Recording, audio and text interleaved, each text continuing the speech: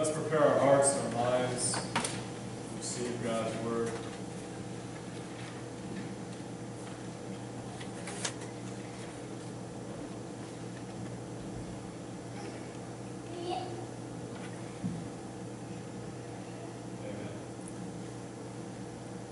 You know, I wasn't lying when I said to the kids, I said it is a great spot to be to experience church, to be up here with the music, to look out there at you guys, and yeah, when the light was streaming in, I thought this is a pretty amazing place to be.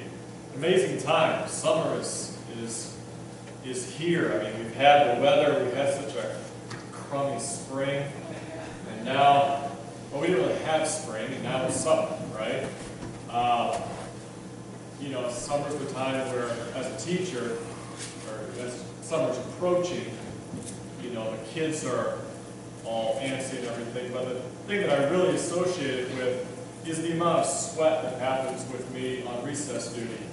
And we have some really hot days, and then I come in from recess duty, and I need to like stand like this to let everything dry out, and because there's lots of, I don't even know why I'm talking about this, but my point is summer is here. You know, summer is here, and when I think of summer, I think of, other than sweating through my armpits in school, I think of, you know, swimming pool, right? I think of lemonade. I think of just resting and relaxing. I don't know. This Megan's looking at me like, no, you don't. You don't do any of those things, except for sweat.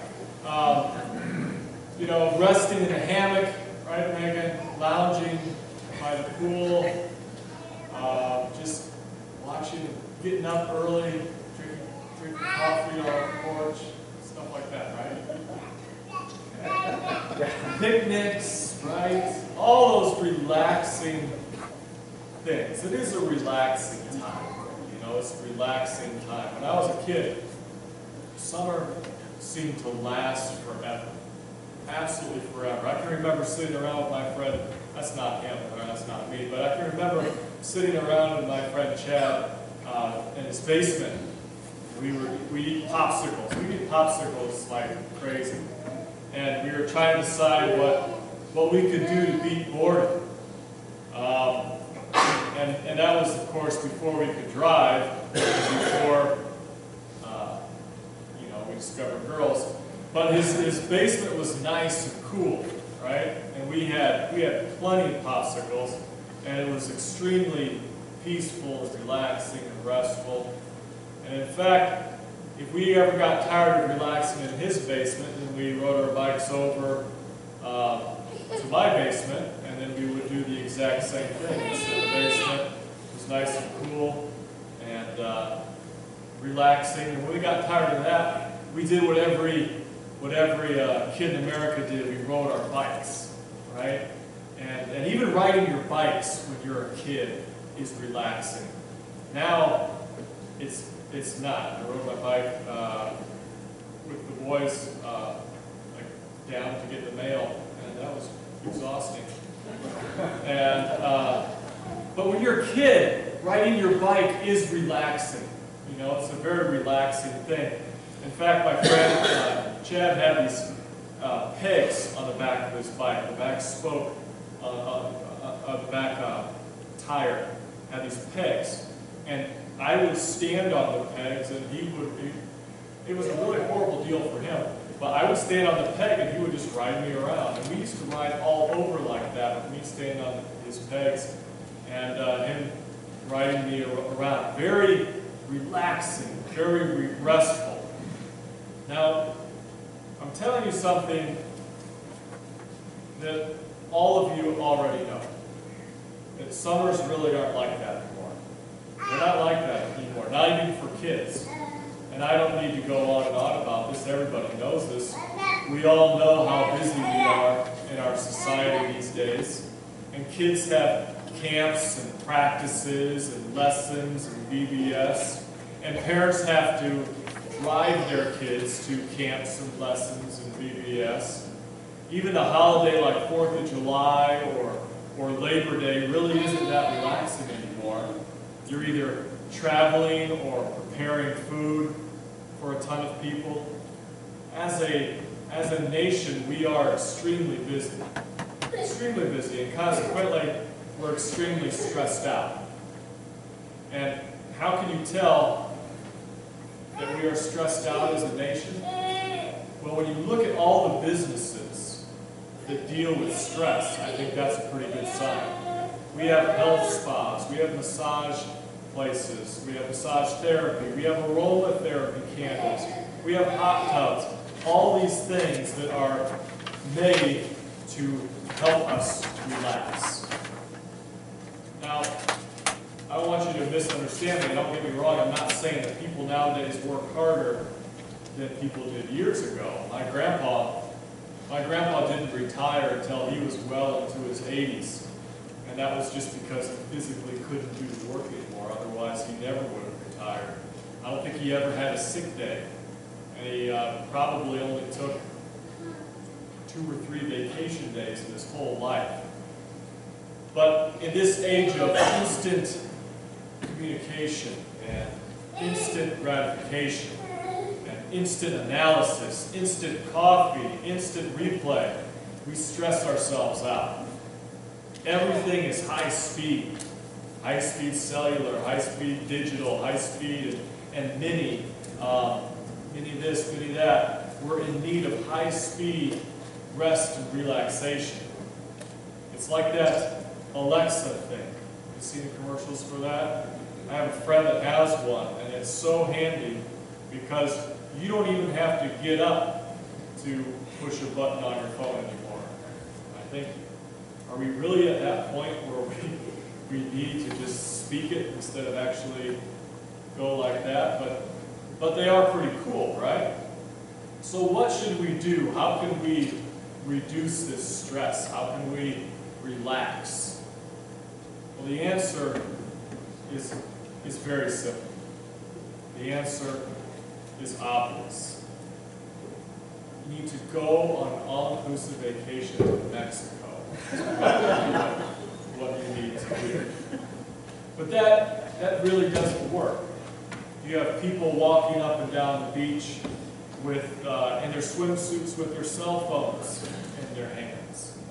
Or you have somebody floating on the float in the pool with a laptop. One of the things I always stress to the kids downstairs is that the Bible is like God's instruction manual. And His Word is the truth. And Jesus addresses this very idea of relaxation and rest in Matthew. In Matthew chapter 11, verse 28, it says, "Come to me, all of you who are weary and burdened, and I will give you rest." Now, the historical context of this passage is a little different from the context that I've been talking about. They didn't have summer vacations and cell phones and Skype meetings and swim meets and soccer lessons back in Jesus' time. During Jesus' time, there were religious leaders who were imposing tons of rules, tons of regulations on religion. Everything was very negative. No, no, no, no. I can remember the boys when they were really, really little. They learned Jesus Loves Me.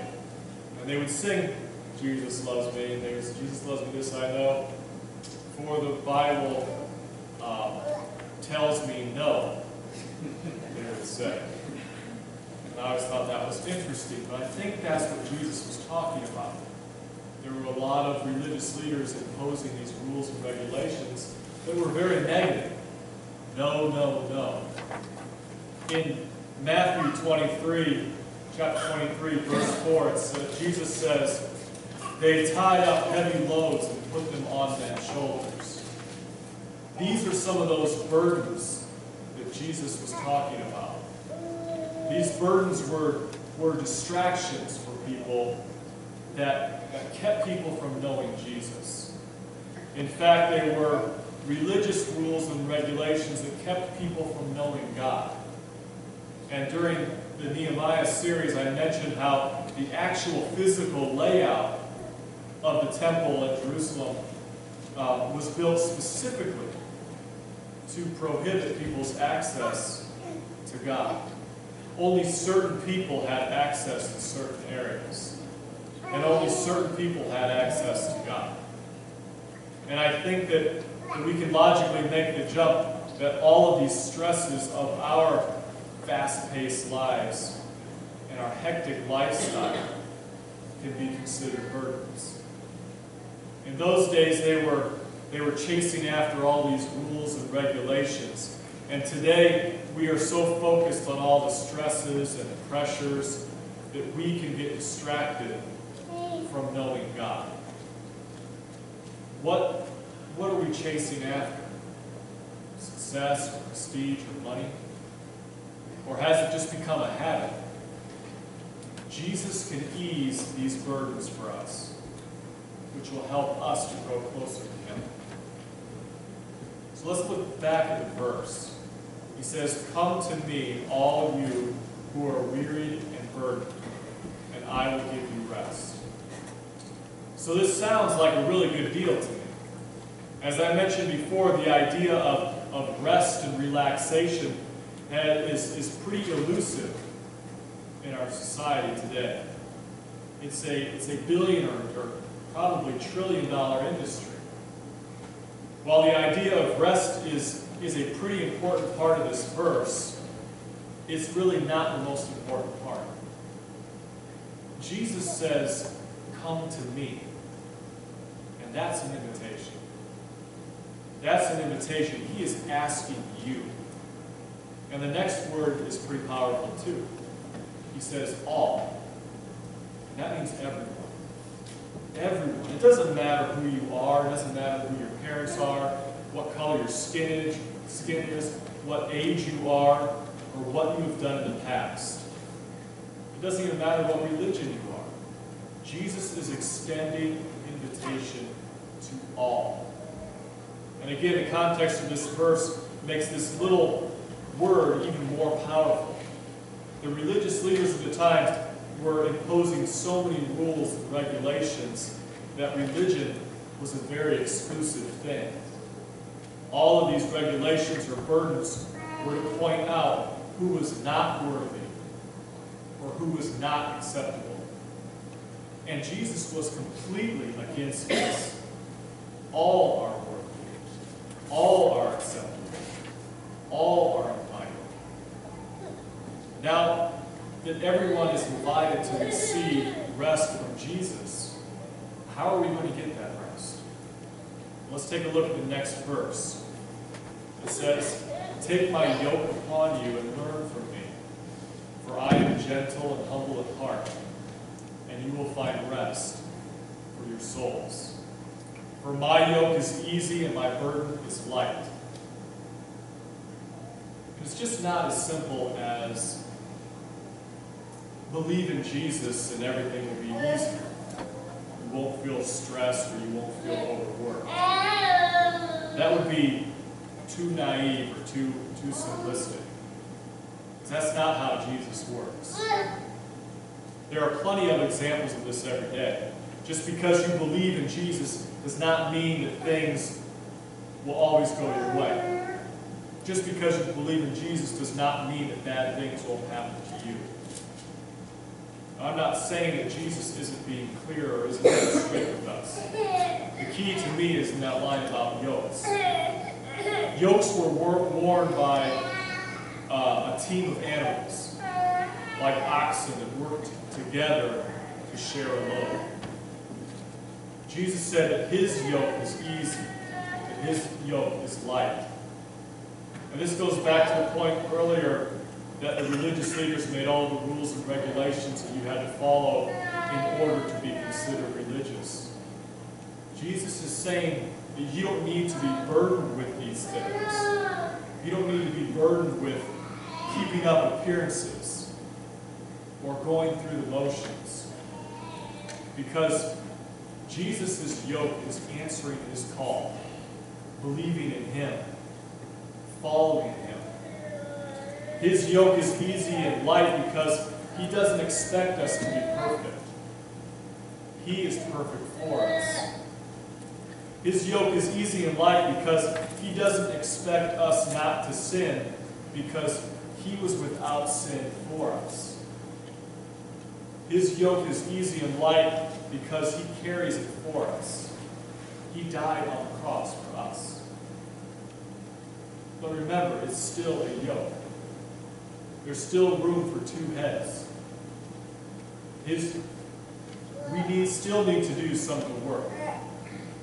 But all of us would rather use His yoke than any other alternative. And another key part of this line for me is when He says, "Learn from me." Here He's showing us how we can ease our burdens. We can learn how to love our neighbors from Jesus. We can learn how to love God from Jesus. Having more love in our lives would probably ease some of these burdens. You don't feel so stressed out when you feel love. We learn gentleness. We can learn mercy. We can learn humility and kindness and forgiveness. That's the yoke of Jesus. His yoke is positive, not negative like the religious leaders of that time. Not the no, no, no. Again, Jesus is stressing that more than anything else, He is the key. Learning from Him and loving Him. So this all comes back to the stresses of summer. Will answering Jesus' call lead us to those carefree days of summer of eating popsicles and riding bikes? Probably not. But accepting Jesus' invitation will help us break free from the distractions that keep us from growing closer to God. We shouldn't be distracted by burdens like feelings of guilt or pursuits of perfection. Jesus has shouldered that yoke for us. We shouldn't be distracted by the stresses and the hardships of this fast-paced world. Instead, when we answer Jesus' call, those stresses can become life-giving callings in service to Jesus and His love. Eddie's really been into babies lately, and we've been watching a lot of baby videos on YouTube. And we've been watching a lot of twin baby videos. And I've been telling her stories about how the boys were twins. Megan and I were talking the other day. We wonder if she even realizes that they are twins and that that's not a common thing. But when we were watching these videos, I can remember when the boys were little, really, really little. They didn't, back when they didn't fight as much as they do now. And they were out of their cribs. They had climbed out of their cribs pretty early. Evie did it once last week, and we told her how naughty it was. We really just kind of shamed her, and she hasn't ever even attempted it since. So we're hoping that it just goes as long as we possibly can. But anyway, when I was writing this, I thought a lot about Jesus giving rest to the weary. And I'm a visual person, so I'm constantly picturing this in my head about Him giving us rest. And I thought about something about when the boys were little, one of these stories that I was telling Evie, and I thought it was absolutely perfect. They were laying in their beds, their toddler beds. They each had one. And William was crying for some reason. I don't remember what he was crying about, but he was crying. And so Daniel got out of bed, and I watched him go over to William's bed and started patting him on the back. And he said, "Don't worry, buddy. I'll take care of you. It's okay." I thought that's exactly what Jesus is doing to us.